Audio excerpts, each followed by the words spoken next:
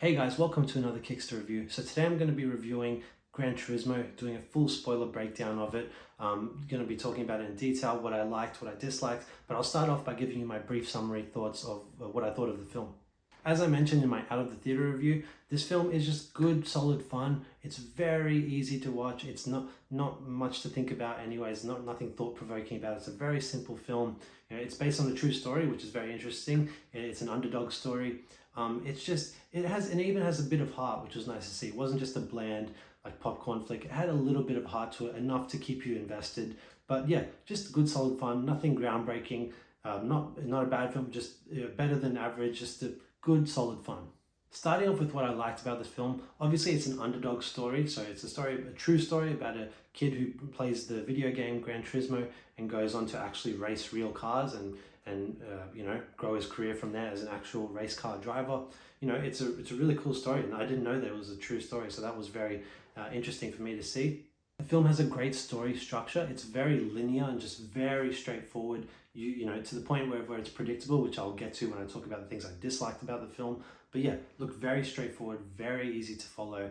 It's really one of those films that you can just switch off to, don't have to think too much about, and you'll understand it all completely as you go along, and it'll keep you entertained throughout.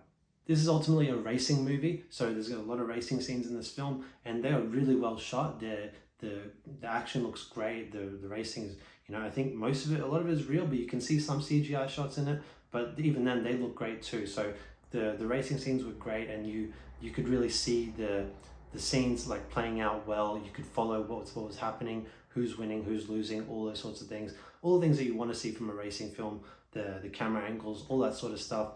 Even, teasing some of the camera angles with like the above view that you get when you're playing a Gran Turismo video game. So that was kind of cool, just to incorporate those sort of Easter eggs into it as well. So yeah, the racing scenes were great.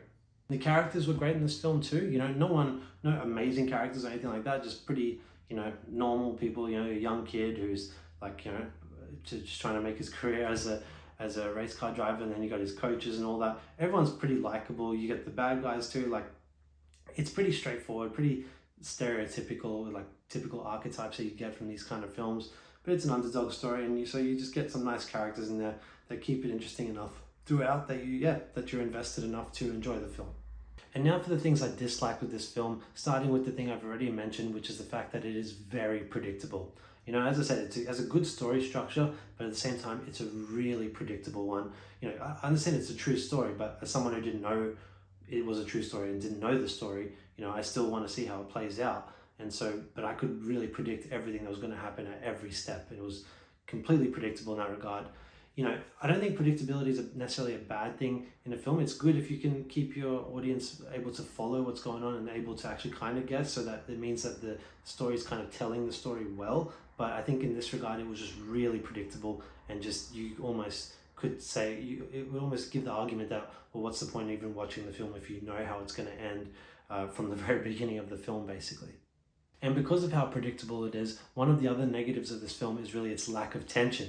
Because you are able to see and predict so easily what's about to happen, it takes away that tension from in the build up to a moment. There are still some moments where you kind of hold your breath a little bit when something crazy happens, but for the most part, it's just very lacking in tension because it is so predictable.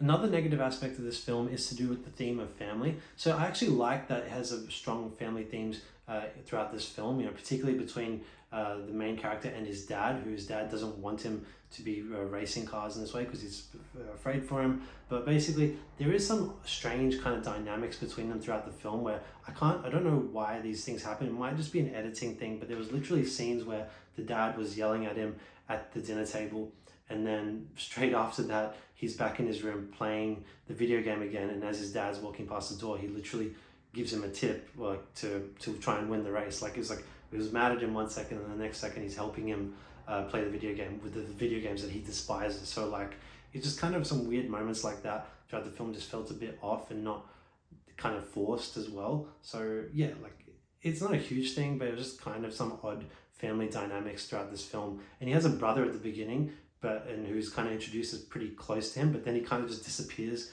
for the rest of the film. So yeah, it's some random things like that occur, but not huge negatives, but they are just kind of strange choices. And another very specific criticism I have is to do with the camera work. So I mentioned one of the positives is that they do have some moments where they show camera angles that are reminiscent of the video game, but it's very sparing and they do them very little.